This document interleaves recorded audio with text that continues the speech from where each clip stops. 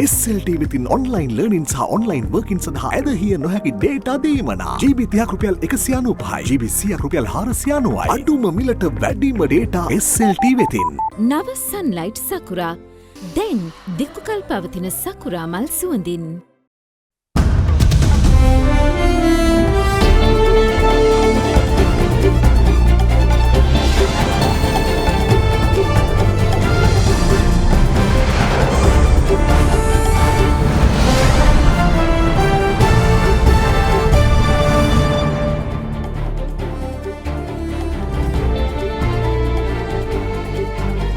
ආයිබෝවන් ඔබ එක්වන්නේ අද දෙරන මධ්‍යහන පුවත් විකාශය සමගින් ප්‍රථම නවධානය පුවත් සිරස් තල වෙත. දෙවයින පුරා විදුලි සැපයීම යථා තත්ත්වයට විදුලිය බිඳවැටීම ගැන විමර්ශන තවදුරටත්. හෙරොයින් ජාවාරම් කිරීමේ චෝදනාවට අත්අඩංගුවටගත් නාකොටික් නිලධාරීන් 13 දෙනා යලි රිමාන්ඩ්. හිටපු ආරක්ෂක රාජ්‍ය ඇමති රුවන් විජේවර්ධන පාස්කු කොමිසමේ පොලිස් ඒකකයට. ජනතා කේන්ද්‍රීය ආර්ථිකයක් ගොඩනැන්වීමට රාජ්‍ය අමාත්‍ය ව්‍යුහය සකස් කළ බව ජනපති කියයි. අමරිකාවේ කොවිඩ් මරණ ඉහළ යන බවට අනතුරු ඇඟවීම. ඇල්කොහොල් අඩංගු හෑන්ඩ් සැනිටයිසර් භාවිත කරන්න. ලෙඩ රෝග ඇති කරන විෂ බීජවලට එරෙහිව සටන් කරන්න. හඳුන්වා දීමේ මිල රුපියල් 350යි. වඩාත්ම සිනිඳු රැවුල බෑමකට Big Easy 2 රේසරය හරිම සුමුදුයි.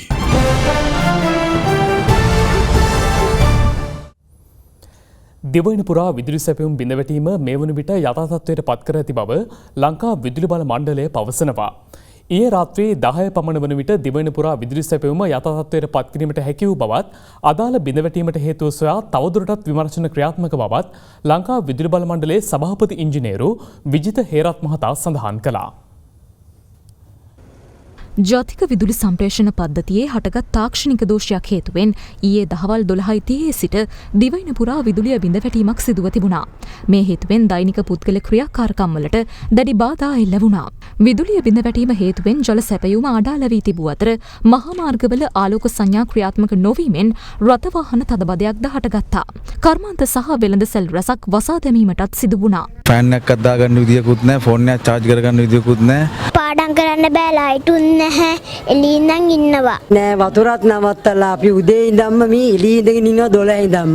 හාල් ටිකක් ලිපේ තියාගන්න විදියක් නැහැ. වතුර ඉතින් මේ කරන්ටකින් මේ පොම්ප කරන්නේ. දැන් වතුරත් නැතුව ඉන්නේ. කෙසේ වෙතත් ඊයේ රාත්‍රිය වන විට විදුලි සැපයුම සම්පූර්ණයෙන්ම යථා තත්ත්වයට පත් කිරීමට ලංකා විදුලි බල මණ්ඩලය කටයුතු කළා. මේ අතර විදුලිය බිඳවැටීම පිළිබඳ සොයා බැලීම සඳහා විදුලි බල අමාත්‍ය ඩලස් අලහප්පෙරුම මහතාගේ උපදෙස් පරිදි පත් කළ 7 දෙනෙකුගෙන් සමන්විත කමිටුව අද රැස්වීමට නියමිතයි. 2016 වසරෙන් පසු පළමු වරට මෙවැනි විදුලිය බිඳවැටීමක් සිදු වී ඇති අතර බිඳවැටීමට හේතු සහ විකල්ප ක්‍රියාමාර්ග පිළිබඳ කමිටුවේ අවධානයට ලක් කෙරෙනු ඇති. කමිටු වාර්තාව සතියක් ඇතුළත ලබා දෙන ලෙස නියම කර තිබෙනවා. අපි සරලව සඳහන් කරනවා නම් මේක ප්‍රශ්නේ උනේ සිස්ටම් කන්ට්‍රෝල් සෙන්ටර් එකේද? නෑ, සිස්ටම් කන්ට්‍රෝල් සෙන්ටර් එකේ නෙවෙයි ප්‍රශ්නේ. මේක උනේ කෙරවල පිටියේ තියෙන දැනට තියෙන මොකද අපි පරීක්ෂණයක් යනවා, එකක් අමාත්‍යතුමාපත් කරපු කොමිටුවකින් පරීක්ෂණයක් යනවා, ඊට අමතරව අපි විදුලි බල මණ්ඩලයෙන් යන පරීක්ෂණයක් යනවා. එතකොට තමයි අපිට හරියටම අන්තිමට මොකද්ද කියන එක කියන්න පුළුවන්. දැනට තියෙන අපි දැනගැනීමට අනුව ඊයේ දැක්ක දේවල් අනුව කෙරවල පිටියේ තියෙන අපේ ප්‍රධාන උපපොළක්. මේ උපපොළේ ඇතිවෙච්ච බිඳවැටීමක් එක්ක මේ උපපොළ හරහා තමයි කොළඹට නොරච්චෝලේ බලාගාරයෙන් මෙගාවට් 900ක උත්පාදනය කරන බලාගාරයෙන් වැඩි විදුලි ප්‍රමාණයකුත් ඒ වගේම කෙරවල පිටිය බලාගාරයේත් මෙගාවට් 300න් ඒකේ ගෑස් ටර්බයින් එක තමයි ඒ වෙලාවේ වැඩ කරලා තියෙන්නේ මෙගාවට් 135. මේක මේ උපපොළ හරහා ගිහිල්ලා තියෙන්නේ. එතකොට උදාහරණයක් හිටියට ගත්තාම අපේ ඒ වෙලාවේ සම්පූර්ණ ධාරිතාව තිබිලා තියෙන්නේ මෙගාවට් 2000ක විතර ප්‍රමාණයක්. ඉතින් ඕකෙන් මෙගාවට් 900න් කොටසකුයි අර ප්‍රමාණය මේක හරහා යනකොට ලොකු ප්‍රමාණයක් මේක විදුලි බල පද්ධතියෙන් අයින් වෙනවා. මේ වගේ ප්‍රධාන උපපොළවල් ඇත්තටම මේවා නිකන් අපේ සිස්ටම් එකේ ප්‍රධාන හන්දි වගේ තැන්. ඉතින් මේවා හරි වැදගත්. ඉතින් මේවා ඉම්ප්‍රූව් කරන්නත් ඕනේ. පහුගිය කාලය ඇතුළත අවුරුදු 5 ඇතුළත 2016 වුණාට පස්සේ මේවා වැඩි දියුණු කිරීමේ වැඩසටහන් ගණනාවක් යනවා. තව ඉවර කරගන්න බැරි වෙච්ච ඒවාත් තියෙනවා. ඉතින් ඒවා අපි මම කරලා කඩමින් කටයුතු කිරීමේ අවශ්‍යතාවයක් තියෙනවා. සෙලාන් බැංකුව සුහද හදක් ඇති දේශීය බැංකුව.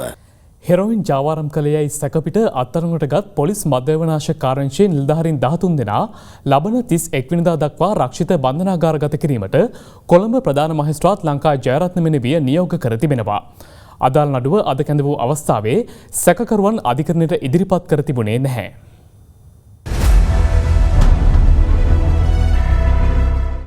තවදුරටත් රක්ෂිත බන්ධනාගාරගත කළ පොලිස් මන්ත්‍රාවිනාශක කාර්යාංශයේ නිලධාරීන් 13 දෙනා අඟුණුකොළ පැලස බන්ධනාගාර රඳවා ඇති අතර කොවිඩ් වසංගත තත්ත්වයේ හේතුවෙන් අධිකරණයට ඉදිරිපත් නොකරන බවට අධිකරණයට වාර්තා කර තිබූ බවයි අද දින අධිකරණ වාර්තාකරු පැවසුවේ. ඉන් අනතුරුව පරීක්ෂණවල ප්‍රගතිය පිළිබඳව අපරාධ පරීක්ෂණ දෙපාර්තමේන්තුව වෙනුවෙන් පෙනී සිටි රජයේ නියෝජ්‍ය සොලිසිටර් ජෙනරාල් දිලීප පීරිස් මහතා අධිකරණයට කරුණු වාර්තා කළා. අනතුරුව සැකකරුවන් 13 දෙනා ලබන 31 වෙනිදා දක්වා රිමාන්ඩ් භාරය තැබීමට නියම කළ මහේස්ත්‍රාත්වරිය එදිනට පරීක්ෂණවල ප්‍රගතිය දැක්වෙන වාර්තාවක් ඉදිරිපත් කරන ලෙසයි අපරාධ පරීක්ෂණ දෙපාර්තමේන්තුවට නියෝග කළේ. මේ අතර රජයේ රස පරීක්ෂක දෙපාර්තමේන්තුවේ තවත් සේවකයෙක් හෙරොයින් සමග අතුරුගිරිය පොලිසිය මගින් වැලිමිට ප්‍රදේශයේදී අත්අඩංගුවට ගෙන තිබෙනවා. ඔහු සතුව තිබී හෙරොයින් ග්‍රෑම් 15ක් සහ අයිස් නැමති මද්‍රව්‍ය ග්‍රෑම් 25ක්ද පොලිස් බහරට ගෙන ඇති බවයි පොලිස් මාධ්‍ය කොට්ටාසය සඳහන් කළේ. මේ අතර පසුගිය 16 වනදා රජයේ රස පරීක්ෂක දෙපාර්තමේන්තු රසායනාගාරයේ සේවය කළ පුද්ගලයෙක් හෙරොයින් සමග අතුරුගිරියේදී අත්අඩංගුවට ගෙන තිබුණා. ඔහුගෙන් ලබාගත් ප්‍රකාශ මත අනෙක් පුද්ගලයාද අත්අඩංගුවට ගෙන තිබෙනවා. සැකකරු කඩුවෙල මහේස්ත්‍රාත් අධිකරණයට අද ඉදිරිපත් කිරීමට නියමිතයි. එමෙන්ම පන්නිපිටිය ප්‍රදේශයේ හෙරොයින් ජාවාරමේ නිරත වූ කාන්තාවක් කොට්ටාව පොලිසිය මගින් අත්අඩංගුවට ගෙන තිබෙනවා. ලද තොරතුරකට අනුව පන්නිපිටිය ගුවන් පාලම අසලදී වෑන් රථයක් පරීක්ෂා කිරීමේදී අදාළ කාන්තාවගේ අත්බෑගයේ තිබී හෙරොයින් ග්‍රෑම් 22ක් පොලිසිය සොයාගෙන තිබුණා. පසුව අදාළ කාන්තාව සහ ඇගේ වයස අවුරුදු 5ක් වයසට දරුවා පොලිස් බහරට ගෙන තිබෙනවා. මේ අතර අතුරුගිරිය ලඩියා නැමැති සංවිධානාත්මක අපරාධ කළි සමාජිකයාගේ ආධාරකරුවෙකු වන සුද්දා නැමැත්තා අත්අඩංගුවට ගෙන තිබෙනවා. පොලිස් විශේෂකාර බලකායේ විශේෂ කණ්ඩායමක් විසින් ඊයේ ඔහු අත්අඩංගුවට ගෙන ඇති බවයි වාර්තා වන්නේ. ව්‍යාජ අංක දහඩු සහිත සහ අංක දහඩු රහිත යතුරුපැති දෙකක්ද අත්අඩංගුවට ගන්න අවස්ථාවේදී සැකකරු සතුව තිබී පොලිස් බහරට ගෙන තිබෙනවා. සැකකරු මිනිමැරුම් දෙකකට සහ හිටපු පාර්ලිමේන්තු මන්ත්‍රී සුජීව සේනසිංහ මහතාගේ පුද්ගලික ලේකම්වරයාට අයත් බව කියන නිවසකට වෙඩතැබීමේ සිද්ධියකට චෝදනා ලැබූ අයෙකු බවද වාර්තා වනවා. මේ අතර මුදල් නෝටු ලෙස පෙනෙන පරිදි ව්‍යාජ ලෙස සකස් කළ නෝට්ටු බණ්ඩල් 128ක් සමග සැකකරුවන් 3 දෙනෙකු අත්අඩංගුවට ගෙන තිබෙනවා. මුල්ලේරියාව ගල්වාන ප්‍රදේශයේදී පොලිස් විශේෂකාර බලකාය නිලධාරීන් කණ්ඩායමක් විසින් ඊයේ දහවල් මෝටර් රථය පරීක්ෂා කිරීමේදී සැකකරුවන් අත්අඩංගුවට ගත් බවයි පොලිසිය පැවසුවේ. රුපියල් 5000 නෝට්ටුවක එක් පැත්තක් පමණක් මුද්‍රණය කර එවැනි නෝට්ටු දෙකක් උඩ සහ යට පෙනෙන ආකාරයට තබා සකස් කළ බණ්ඩල් 128ක් බෑගයක් තුළ අසුරා ප්‍රවාහනය කරමින් තිබූ බවයි පොලිසිය සඳහන් කළේ.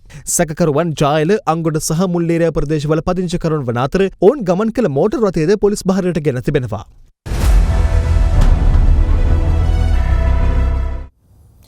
පාස්කු ඉරුදින ත්‍රස්ස ප්‍රහාරය පිළිබඳව පූර්ව දැනුවත් කිරීමේ බුද්ධි තොරතුර එවකට පොලිස්පති පූජි ජයසුන්දර මහතාට ලැබුණේ අප්‍රේල් 9 වන දිනයයි පැවසුවද අප්‍රේල් 7 වන දින තමන් දුරකථනයෙන් පූජි ජයසුන්දර මහතා අමතා එම බුද්ධි තොරතුර පිළිබඳව දැනුවත් කළ බව රාජ්‍ය බුද්ධි සේවයේ හිටපු අධ්‍යක්ෂ නිලන්ත ජයවර්ධන මහතා ජනාධිපති කොමිසම හමුවේ ඊයේ ප්‍රකාශ කළා.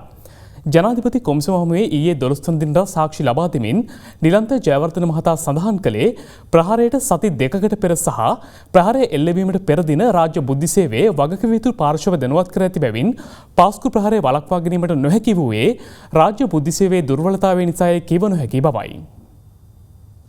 පාස්කු ඉරදුන ත්‍රස්ත ප්‍රහාරය එල්ලවන අවස්ථාවේ මෙරට රාජ්‍ය බුද්ධි සේවයේ අධ්‍යක්ෂකවරයාව සිටි ජ්‍යෙෂ්ඨ නියෝජ්‍ය පොලිස්පති නිලන්ත ජයවර්ධන මහතා ඊයේ 12 වන දිනටත් සාක්ෂි ලබා දීම සඳහා ජනාධිපති කොමිසම වෙත පැමිණියා. එහිදී පාස්කු ප්‍රහාරය පිළිබඳ රාජ්‍ය බුද්ධි සේවයට ලද පළමු පෙර දැනුවත් කිරීම පිළිබඳ ප්‍රශ්න කළ අවස්ථාවේ ජයවර්ධන මහතා කියා සිටියේ ඉකුත් වසරේ අප්‍රේල් මාස 4 වෙනිදා මෙරට වේලාවෙන් පෙරවරු 10:40ට පමණ විදේශ බුද්ධි සේවයක තොරතුරුකරුවෙකුගෙන් WhatsApp පණිවිඩයක් ලෙස තමන්ට පළමු පූර්ව දැනුවත් කිරීමේ බුද්ධි තොරතුරු ලද බවයි. පසුව අදාළ පණිවිඩය පොලිස් පරීක්ෂක හිමාලි මහත්මිය හරහා රාජ්‍ය බුද්ධි සේවයේ නියෝජ්‍ය අධ්‍යක්ෂකවරයාට සහ සහකාර අධ්‍යක්ෂකවරයාට යොමු කර ඒ පිළිබඳ සොයා බලා වාර්තාවක් ලබා දීමට තමන් නියෝග කළ බව ජයවර්ධන මහතා ජනාධිපති කොමිසම හමුවේ සඳහන් කළා. එසේම මෙම තොරතුර බුද්ධි තොරතුරක් බවට පත් කර ගැනීමට එහි විය හැකි භාවය සොයා බැලීම සඳහා රාජ්‍ය බුද්ධි සේවයේ විශේෂ කණ්ඩායමක් නැගෙනහිර පළාතට එවූ බවද නිලන්ත ජයවර්ධන මහතා පැවසුවා. පසුව අප්‍රේල් මස 5 වෙනිදා දහවල් කාලයේ වන විට මුල් තොරතුරු ලබා දුන් තනත්තාගෙන් සහ තවත් තොරතුරුකරුවන්ගෙන් ප්‍රහාරය පිළිබඳ පූර්ව දැනුවත් කිරීමේ තොරතුරු ලිඛිතව ගෙන්වාගත් බව නිලන්ත ජයවර්ධන මහතා සාක්ෂි දෙමින් කියා සිටියා. මෙහිදී රජයේ අතිරේක සොලිසිටර් ජෙනරාල්වරිය නිලන්ත ජයවර්ධන මහතා සහ හිටපු ආරක්ෂක ලේකම් හේමසිරි ප්‍රනාන්දු මහතා අතර අප්‍රේල් 6 වෙනිදා දුරකථන සංවාද 4ක් සිදු ඇති බව පෙන්වා දෙමින් විමසා සිටියේ. එහිදී මෙම පළමු බුද්ධි තොරතුර පිළිබඳ ආරක්ෂක ලේකම්වරයා දැනුවත් කළේ දෙයන්නයි. එයට පිළිතුරු දෙමින් ජයවර්ධන මහතා පැවසුවේ තමාට ලද පළමු තොරතුර පිළිබඳ තවදුරටත් තහවුරු කර ගැනීම සිදු කරමින් සිටි බැවින් අප්‍රේල් 6 වෙනිදා තමන් ඒ පිළිබඳ තම අධීක්ෂණ නිලධාරියා දැනුවත් නොකළ බවයි. කෙසේ වෙතත් මෙම බුද්ධි තොරතුර පිළිබඳව තමන් ඉකුත් වසරේ අප්‍රේල් 7 වෙනිදා පෙරවරු 8:55ට එවකට පොලිස්පති පූජිත් ජයසුන්දර මහතා දුරකථනෙන් අමතා දැනුවත් කළ අතර එදිනම මුල් තොරතුර කිසිදු වෙනස්කමකට භාජනය නොකොට টොප් සීක්‍රට් ඇනුවෙන් සඳහන් කර ජාතික බුද්ධි ප්‍රධානියට යොමු කළ බව ජයවර්ධන මහතා සාක්ෂි දෙමින් කියා සිටියා. අප්‍රේල් 9 වෙනිදා වන විට තමන්ට නැගෙනහිර පළාතට ඇවූ නිලධාරීන්ගේ සහ නියෝජ්‍ය සහ සහකාර අධ්‍යක්ෂකවරුන්ගේ වාර්තා ලැබී තිබූ බැවින් වැඩිදුර වාර්තාවක් සකස් කර පොලිස්පතිවරයාට යොමු කළ බව නිලන්ත ජයවර්ධන මහතා වැඩිදුරටත් සඳහන් කළා. කෙසේ වෙතත් මෙහිදී අප්‍රේල් 4 ලද පළමු බුද්ධි තොරතුරට අදාළව අප්‍රේල් 5 වෙනිදා සහකාර අධ්‍යක්ෂකවරයා විසින් නිලන්ත ජයවර්ධන මහතාට ලබා දෙන ලද වාර්තාව කොමිසමේ අවධානයට ලක් වූ අතර එහි වැදගත් පල්ලියක් ලෙස පාස්කු ඉර්ධන මරාගෙන මැරෙන ප්‍රහාරයක් එල්ල වූ කොච්චිකඩේ සාන්ත අන්තෝන දේවස්ථානයේ සිටියමක ලකුණු කර තිබීම විශේෂත්වයක්. එසේම සහකාර අධ්‍යක්ෂකවරයාගේ අදාළ වාර්තාව තුළ ගෝල්ෆේස් ප්‍රදේශයේ ඉන්දියානු මහ කොමසාරිස් කාර්යාලය සහ බම්බලපිටිය සහ කොල්ලපිටිය ප්‍රදේශවල පිහිටි ප්‍රධාන පල්ලි කිහිපයක්ද වැදගත් පල්ලි ලෙස සටහන් කර තිබුණා. කෙසේ වෙතත් වැඩිදුර සාක්ෂි ලබා දීමේදී නිලන්ත ජයවර්ධන මහතා සඳහන් කළේ සහරන් හෂිම් නැමැත්තාට ප්‍රහාරයක් එල්ල කිරීමේ හැකියාව ඇති බව තමන් 2018 වර්ෂයේ පමණ සිට වගකිව යුත්තන් දැනුවත් කර තිබුණද 2019 අප්‍රේල් 4 වන විටත් සහරන් හෂිම් ප්‍රහාරයකට සූදානම් වන බවක් පිළිබඳව රාජ්‍ය බුද්ධි සේවයට පැහැදිලි තොරතුරු නොතිබූ බවයි. මෙහිදී ජනාධිපති කොමිසමේ සමාජික විශ්‍රාමික අභියාචනාධිකරණ විනිසුරුවරයා ප්‍රශ්න කර සිටියේ තොරතුරු ලැබී තිබියදීත් රාජ්‍ය බුද්ධි සේවයේ එහි විය හැකිභාවය පිළිබඳ සොයා බලමින් සිටියදී ත්‍රස්තවාදීන් බෝම්බ පුපුරවා හැරීම රාජ්‍ය බුද්ධි සේවයේ දුර්වලතාව නොවේද යන්නයි. එයට පිළිතුරු ලබා දෙමින් නිලන්ත ජයවර්ධන මහතා පැවසුවේ පාස්කු ප්‍රහාරයට සති 2කට පෙර තමන් වගකිව යුතු අංශ දැනුවත් කළත් ප්‍රහාරය එල්ලවීමට පෙර දිනේ හෙට ගහනවා යයි දැනුම් දුන් බවත් පළමු ප්‍රහාර 6න් පසු තවත් 2ක් තියෙනවා යයිද පල්ලියක් අසල බෝම්බ පැටවූ ලොරියක් නවතා ඇතැයිද තමන් තොරතුරු සැපයූ බවයි. එසේම ලබා දිය හැකි සෑම තොරතුරුම පවසා දෙවැනි ප්‍රහාරයක් සිදුවීම වැළැක්වීමට රාජ්‍ය බුද්ධි සේවය කළ හැකි සියලු දේ කළ බව ජයවර්ධන මහතා ජනාධිපති කොමිසම හමුවේ කියා සිටියා. එබැවින් තමන්ගේද වැරදි තිබිය හැකි බවද රාජ්‍ය බුද්ධි සේවය ලෙස සැපිය හැකි සියලු තොරතුරු සපයා ඇති පසුබිමක රාජ්‍ය බුද්ධි සේවයේ ක්‍රියාකලාපයේ දුර්වලයේ පැවසීම පිළිගැනීමට නොහැකි බවයි ජයවර්ධන මහතා ජනාධිපති කොමිසම හමුවේ සඳහන් කළේ. මේ අතර රාජ්‍ය බුද්ධි සේවයේ හිටපු අධ්‍යක්ෂ නිලන්ත ජයවර්ධන මහතා 13 වෙනි දිනටත් මේ වන විට ජනාධිපති කොමිසම හමුවේ සාක්ෂි දෙමින් සිටිනවා. එසේම පාස්කු ප්‍රහාරය සම්බන්ධයෙන් ප්‍රකාශ සටහන් කර ගැනීමට ජනාධිපති කොමිසමේ පොලිස් විමර්ශන ඒකකයේ කරනු ලැබූ කැඳවීමකට අනුව හිටපු ආරක්ෂක රාජ්‍ය අමාත්‍ය රුවන් විජේවර්ධන මහතා මේ වන විට ජනාධිපති කොමිසමේ පොලිස් විමර්ශන ඒකකයට පැමිණ තිබෙනවා. මේ අතර පාස්කු ප්‍රහාරය සම්බන්ධයෙන් අපරාධ පරීක්ෂණ දෙපාර්තමේන්තුව සිදු කළ විමර්ශන සම්බන්ධයෙන් ප්‍රකාශ සටහන් කර ගැනීම සඳහා දැනට බන්ධනාගාරගතව සිටින එහි හිටපු අධ්‍යක්ෂ ශානි අබේසේකර මහතා අද පාස්කු ප්‍රහාරය පිළිබඳ විමර්ශනය කරන ජනාධිපති කොමිසම වෙත බන්ධනාගාර නිලධාරීන් විසින් රැගෙන එනු ලැබුවා. ජනතා කේන්ද්‍රීය ජාතික ආර්ථිකයක් ගොඩනැගීම අරමුණු කරගනිමින් මෙවර රාජ්‍ය අමාත්‍යාංශ ව්‍යුහය සකස් කළ බව ජනාධිපති ගෝඨාභය රාජපක්ෂ මහතා පවසනවා. ජනාධිපතිවරයා පෙන්වා දෙන්නේ COVID-19 වසංගතය හමුවේ දැඩි අර්බුදයන්ට මුහුණ පා ඇති සෙසු රටවල් යථා තත්ත්වයට පත්වනතුරු දේශීය ආර්ථිකය දියුණු කිරීමකින් තොරව ඉදිරියට යා නොහැකි බවයි. රාජ්‍ය අමාත්‍යංශ විශේෂපතේ සමාලෝචනය ආරම්භ කරමින් ජනාධිපති ගෝඨාභය රාජපක්ෂ මහතාගේ ප්‍රධානත්වයෙන් ජනාධිපති කාර්යාලයේදී ඊයේ පස්වරුවේ සාකච්ඡාවක් පැවැත්වුණා. එහිදී අදහස් දක්වමින් ජනාධිපතිවරයා පෙන්වා දුන්නේ ජනතා කේන්ද්‍රීය ජාතික ආර්ථිකයක් ගොඩනැගීම අරමුණු කරගනිමින් මෙවර රාජ්‍ය අමාත්‍යංශ ව්‍යුහය සකස් කළ බවයි. COVID-19 ව්‍යාප්තියත් සමග දැඩි අර්බුදයකට මුහුණ පා ඇති සෙසු රටවල් යථා තත්ත්වයට පත්වන තෙක් දේශීය ආර්ථිකය දියුණු නොකර ඉදිරියට යා නොහැකි බව ජනාධිපතිවරයා එහිදී පෙන්වා දී තිබෙනවා. මෙරට ඇඟලුම් කර්මාන්තයේ ශක්තිමත් කරමින් බතික් අත්‍යන්තර රෙදි හා දේශීය ඇඟලුම් නිෂ්පාදන දියුණු කිරීම රජයේ ප්‍රධාන අරමුණ බවද ජනාධිපතිවරයා එහිදී සඳහන් කළා. බතික් සහ අත්‍යන්තර කර්මාන්තය නගා සිටුවීම සඳහා සීලු අංශ ආවරණය කරන සැලැස්මක් සකස් කරන ලෙසද ජනාධිපතිවරයා එහිදී උපදෙස් ලබා දී තිබෙනවා. මේ අතර නවරජයේ රාජ්‍ය අමාත්‍යවරු කිහිප දෙනෙකු අදත් සිය දූරවල රාජකාරී ආරම්භ කළා. සූර්ය බල සුළං හා ජලවිදුල ජනන ව්‍යාපෘති සංවර්ධන රාජ්‍ය අමාත්‍ය දුමින්ද දිසානායක මහතා අද පෙරවරුවේ එම අමාත්‍යංශයේදී සිය දුරේ රාජකාරී ආරම්භ කළා. එම අවස්ථාවට හිටපු ජනාධිපති මෛත්‍රීපාල සිරිසේන මහතාද එක්ව සිටියා.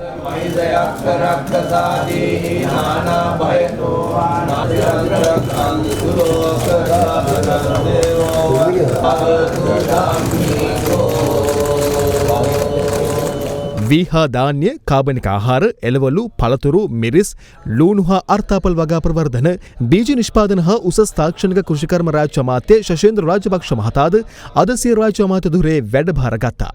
එම අවස්ථාවට අග්‍රාමාත්‍ය මහින්ද රාජපක්ෂ මහතාද එක්ව සිටියා.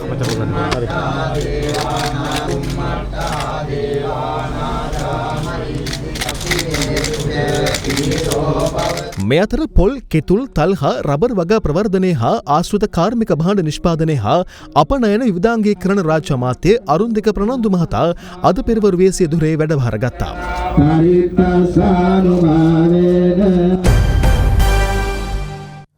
මෙරට COVID-19 ආසාදිතයින් සංඛ්‍යාව 2900 දෙනෙකු දක්වා ඉහළ ගොස් තිබෙනවා. ඒ ඊයේ නව ආසාදිතයින් 7 දෙනෙකු හඳුනා ගැනීමත් සමගයි. මේ අතර ඇමරිකාවේ කොවිඩ් මරණ ගණන අනපේක්ෂිත ලෙසින් ඉහළ යනු ඇතැයි එරට වෛද්‍ය ප්‍රධානී ඇන්තනි ෆෝචි අනතුරු අඟවා තිබෙනවා. ඊයේ නව ආසාදිතයන් 7 දෙනෙකු හඳුනා ගැනීමත් සමග මෙරට සමස්ත COVID-19 ආසාදිතයන් සංඛ්‍යාව 2900 දෙනෙකු දක්වා ඉහළ ගියා. එක්සත් අරාබි එමිර් රාජ්‍යයේ සිට පැමිණි පුද්ගලයන් 5 දෙනෙකු සහ ඕමානයේ සිට පැමිණි පුද්ගලයන් 2 දෙනෙකු නව ආසාදිතයන් ලෙස හඳුනාගෙන තිබෙනවා. ඒ අනුව තවදුරටත් රෝහල්ගතව ප්‍රතිකාර ලබන පුද්ගලයන් සංඛ්‍යාව 213ක් වන අතර සුවය ලැබුවන්ගේ සංඛ්‍යාව 2676ක්. ගෝලීය කොවිඩ් ආසාදිතයන් සංඛ්‍යාව 2,20,00,000 ඉක්මවා ගොස් ඇති අතර සමස්ත මරණ ගණන දැක්වුණේ 7,77,440ක් ලෙසයි. මේ අතර ඇමරිකාවේ සිදු කළ නවතම පර්යේෂණයකින් හඳුනාගෙන ඇත්තේ ලබන සැප්තැම්බර් මාසය ආරම්භ වන විට එරට සමස්ත කොවිඩ් මරණ ගණන 1,89,000ක් පමණ වනු ඇති බවයි. එමෙන්ම ප්‍රමාණවත් ආරක්ෂිත පිළිවෙත් කඩිනමින් අනුගමනය නොකළහොත් ඇමරිකාවේ කොවිඩ් මරණ ගණන අනපේක්ෂිත ලෙසින් ඉහළ නැතැයි එරට වෛද්‍ය ප්‍රධානී ඇන්තනි ෆෝචි අනතුරු අඟවා තිබෙනවා. මේ අතර ඕස්ට්‍රේලියාවේ වික්ටෝරියා ප්‍රාන්තයේ නව කොවිඩ් වැල්ල එහි නිරෝධායන මධ්‍යස්ථාන හේතුවෙන් හටගෙන ඇතැයි හඳුනාගෙන තිබෙනවා. එහිදී වැඩිදුරටත් අනාවරණ වී ඇත්තේ නිරෝධායන කටයුතු සිදු වූ හෝටල්වල සේවකයන් නිසි ආරක්ෂිත ක්‍රමවේද අනුගමනය කර නොමැති බවයි. අද වන විට වැඩිම දෛනික මරණ වාර්තා වන්නේ ඉන්දියාවෙන්.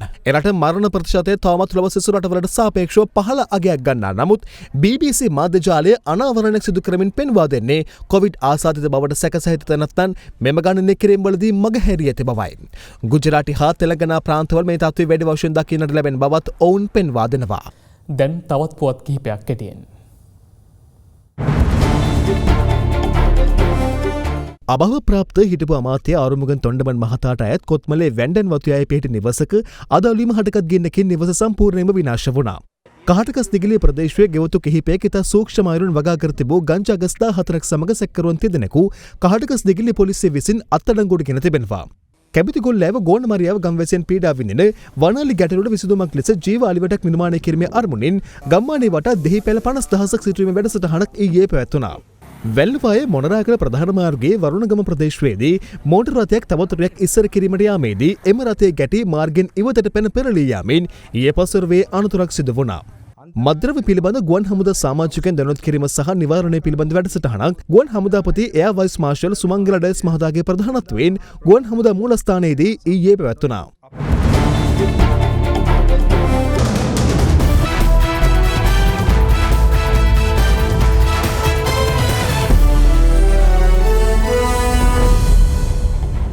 ස්පෝර්ට් ඉන් බ්‍රීෆ් විශේෂාංගය දැන්.